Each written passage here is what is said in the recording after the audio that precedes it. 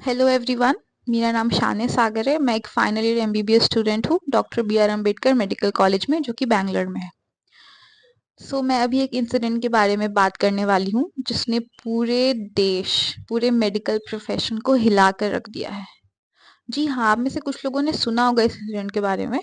और I know बहुत सारे लोग हैं जिन्हें शायद आइडिया भी नहीं है कि देश में चल क्या रहा है फिलहाल। तो मैं बता दूं डिटेल में कि आरजीकर मेडिकल कॉलेज में 9 अगस्त 2024 को रात को 3 से 6 के बीच में एक सेकेंड ईयर पीजी का ब्रूटली रेप और मर्डर कर दिया गया है, जो कि एक 36 आवर्स की नाइट ड्यूटी पर थी अपने ही हॉस्पिटल में। वो सेमिनार हॉल में गई थी थोड़ी देर रेस्ट करने के लिए, जहाँ पे ये सब हुआ। और द वर्स्ट पार्ट इज कि सबसे पहले उस कॉलेज ने ये बोल के उनके घर वालों को कॉल करा कि आपकी बेटी ने सुसाइड कर लिया है। लाइक कैन यू इमेजिन एक उसके घर वालों पे क्या बीती होगी उस वक्त पे।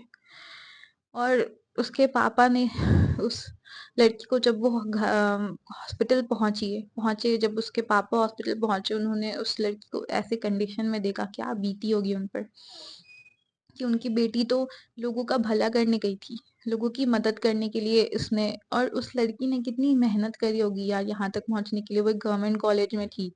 तो नीट पीजी का एग्जाम बहुत टफ होता है। लाइक हम अभी तो, मैं फाइनल ईयर में हूँ बट मैं थोड़ी बहुत प्रिपरेशन करती हूँ, तो मुझे समझ में आता है कि नीट पीजी का एग्जाम क्लियर करना इज अ बिग थिंग। उसने इतनी अच्छी स्टूडेंट और उसके साथ ये सब हो गया। It's shameful, it's literally shameful. और अभी ये भी पॉइंट आता है कि इंसान सेफ है कहाँ।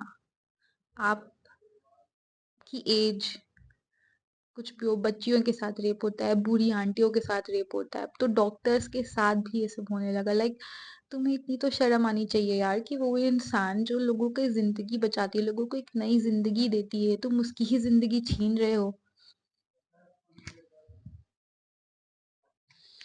और और सच बताऊं तो इस इंसिडेंट का इतना बुरा असर पड़ा है मुझ पर, और आई एम श्योर और भी लड़कियों पे ये पड़ा होगा कि हम अब कुछ भी करते हैं ना, कुछ भी, हमारे दिमाग में सिर्फ एक ही चीज आता है कि ये हमारे साथ भी हो सकता था। लाइक ये लिटरली, मैं इस एज में हूँ कि मैं ये फील कर सकती हूँ कि ये इंसिडेंट मेरे साथ भी हो सकता था। हो सकता है उस इंसान की जगह मैं होती, मैं हॉस्पिटल में होती, तो ये मेरे साथ भी हो सकता था। क्योंकि हॉस्पिटल में फर्स्ट ऑफ ऑल गलती यहाँ मैनेजमेंट की भी है कि तुम सीसीटीवी कैमरा नहीं रखते हो। तुमने हॉस्पिटल में कोई रेस्ट रूम बना ही नहीं रखा है। Can you imagine it is humanly possible to work 36 hours non stop खड़े। लाइक वो इंसान थोड़ी देर रेस्ट तो करेगा। और मैं बता दूं ये सारे नॉन मेडिकोस को कि हमेशा 2 लोग या 3 लोग होते हैं नाइट ड्यूटी पे, नॉट अ वन पर्सन। सो अगर एक थोड़ी देर रेस्ट कर रहा है तो दूसरा होता है ड्यूटी पे। इट्स नॉट लाइक ओ हमने पेशेंट को तो ऐसे ही छोड़ दिया है और हम चले गए हैं सोने। तो ऐसा नहीं होता है। तो वो रेस्ट कर रहे हैं, अगर रूम ही नहीं है, वो इंसान को सेमिनार हॉल में सोना पड़ा जहाँ पे कोई सीसीटीवी कैमरा था ही नहीं। तो तुम समझ सकते हो कि कितनी खराब कंडीशन है। और इन सब सिचुएशन में ये जो सीएम है वेस्ट बंगाल की, I don't know what she is doing. Like she is the most nastiest woman ever to be. वो बोलते हैं ना कि 100 डायन खा के समथिंग, जो भी वो डायलॉग है ना, that is totally totally for her. उन्होंने ये स्टेटमेंट दिया आफ्टर दिस कि रेप के केसेस इतने ज्यादा इसलिए बढ़ रहे हैं क्योंकि लड़के और लड़कियों के बीच इंटरेक्शन काफी ज्यादा हो रहा है। नहीं, ये रीजन नहीं है फर्स्ट ऑफ ऑल, ठीक है। क्योंकि रेप जो है वो बच्चियों का भी होता है, तो बच्चियां क्या ऐसा कुछ नहीं करती। रेप इस डॉक्टर का भी हुआ है, जो कि अपने रूम में सो रही थी ड्यूटी करने के बाद। ये बूढ़ी औरतों के साथ भी होता है, जानवरों के साथ भी होता है यार। अब तो इसका क्या ही रीजन दोगे आप। Disgusting, totally disgusting. और ये इंसिडेंट होने के 5 दिन बाद, दैट इज 14 अगस्त की रात को, जब वेस्ट बंगाल में ये जो आरजीकर मेडिकल कॉलेज के स्टूडेंट्स है, ये पीसफुल प्रोटेस्ट निकाल के ये चल रहे थे, तो वहां पे 1000 गुंडे भेज दिए। Political party, I am sure ये किसी पॉलिटिकल पार्टी का ही काम होगा, उन्होंने 1000 गुंडे भेज दिए वहां पे। और उन्होंने डॉक्टर्स पे अटैक करा। हॉस्टल, गर्ल्स हॉस्टल में घुसने की उनकी वीडियोज आ रही है। और वो जो, जहाँ पे ये सेमिनार हॉल, जहाँ पे ये सब हुआ, उसको उन्होंने पूरा जला दिया, बर्बाद ही कर दिया, लाइक एविडेंस ही खराब कर दिया। तो ये कितनी ज्यादा शेमफुल बात है। पूरा इंडिया, हमारा कॉलेज भी कल इस चीज़ के लिए प्रोटेस्ट कर रहा था, लाइक पूरा इंडिया इस पे प्रोटेस्ट कर रहा है। और जो गवर्नमेंट है वो बस हाथ पे हाथ धरे बैठी हुई है, कोई एक्शन ही नहीं लिया जा रहा है। एक इंसान को इन्होंने फंसा दिया है। अब वो कितनी ये बात सच है या नहीं है हमें ये भी नहीं पता है। ये भी न्यूज़ आ रहा है कि उस लड़की के साथ 10 लोगों ने ये घिनौना काम करा है। ये भी बात आ रही है कि उस लड़की को उस कॉलेज की कोई गंदी बात, जो कि वो कोई ऑर्गन डोनेशन या ड्रग का रैकेट चलाते थे, उस लड़की को ये बात पता चल गई थी।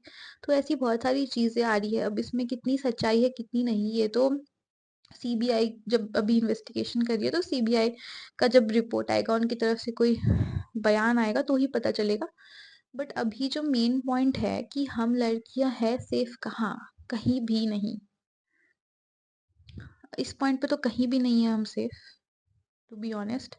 और इंटरनेट पे एक ये भी वर्ड चलने लगा है फिलहाल कि not all men. I agree, not all men, but how can I distinguish who is a rapist, who is a not, who is going to use me and who is not going to use me?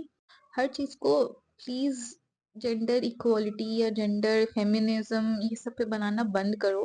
ठीक है, उस लड़की के साथ जो हुआ है वो किसी के साथ भी हो सकता है, ठीक है। और ये जो नॉन मेडिकोज हैं जो बोल रहे हैं कि हम इस चीज का पार्ट नहीं बनेंगे, क्योंकि उनके अकॉर्डिंग ये एक डॉक्टर के साथ हुआ है तो उन्हें ही हैंडल करना चाहिए, ये बात बहुत गलत है। क्योंकि जो हुआ है वो एक लड़की के साथ हुआ है, तो तुम उसके लिए आवाज उठाओ, क्योंकि कल को ये किसी भी और लड़की के साथ हो सकता है, उसके वर्क प्लेस पे, उसके घर पे, उसके कॉलेज में, स्कूल में, लिटरली कहीं भी हो सकता है। शॉपिंग मॉल में आजकल तो लोग वॉशरूम्स में, मॉल्स के या रेस्टोरेंट के वॉशरूम में कैमरा लगाने लगे हैं। लोग अपने दोस्तों के साथ सेफ नहीं है, अपने घर वालों के साथ सेफ नहीं है, अपने प्रोफेसर्स के साथ राह चलते ऑटो में सेफ नहीं है, कहीं भी सेफ नहीं है। और ये एक बहुत ही इम्पोर्टेंट इशू है। इसको प्लीज जेंडर इक्वालिटी, फेमिनिज्म ये सब बनाना बंद करें, एंड प्लीज इस पे फोकस किया जाए कि जो रेप करते हैं उनके पनिशमेंट को प्लीज अग्रवेट करें। बिकॉज आज अगर ये इंसान जो उन्होंने करा है वो बच गए ना, तो इनकी हिम्मत इतनी बढ़ जाएगी। और जो ऐसा प्लान करते हैं ना कि हम फ्यूचर में ये सब करेंगे, उनकी हिम्मत इतनी ज्यादा बढ़ जाएगी, क्योंकि उन्हें पता होगा कि यार हम तो बच जाएंगे, चाहे केस कितना भी ऊपर जाए, कितना भी बढ़ जाए, बड़ा हो जाए, हम तो बच जाएंगे। क्योंकि देखो यार, ये निर्भया केस जो हुआ था वो 2012 में हुआ था, और उनके जो रेपिस्ट थे उनका एग्जीक्यूशन 2020 में हुआ। तो अगर वो केस इतना ऊपर तक गया था और फिर भी अगर 8 साल लग गए, तो बाकी केसेस का क्या होगा? God only knows. और प्लीज इसको डॉक्टर का इशू मत बनाइए, इसको जेंडर का इशू मत बनाइए। ये जो हुआ है एक औरत के साथ हुआ है, एक लड़की के साथ हुआ है, जिसके माँ बाप की वो इकलौती बेटी थी, और उनको बहुत दुख है इस बात का, बहुत तकलीफ में है वो लोग। हमारा मेन मोटिव है कि उस रेपिस्ट को बहुत कड़ी सजा मिले, ताकि एक एग्जाम्पल बने पूरे देश के लिए कि देखो, अगर तुम बुरा करोगे तो तुम्हारे साथ बहुत बुरा होगा, वरना ये देश कभी नहीं सुधर सकता। और अगर आप ये वीडियो देख रहे हो तो प्लीज इस वीडियो को शेयर करो, ताकि ज्यादा लोगों तक जाए और उनको भी पता चले कि देश में हो क्या रहा है फिलहाल, और क्यों हो रहा है, क्यों डॉक्टर्स प्रोटेस्ट कर रहे हैं इस चीज के लिए, और उनकी मांगे क्या है।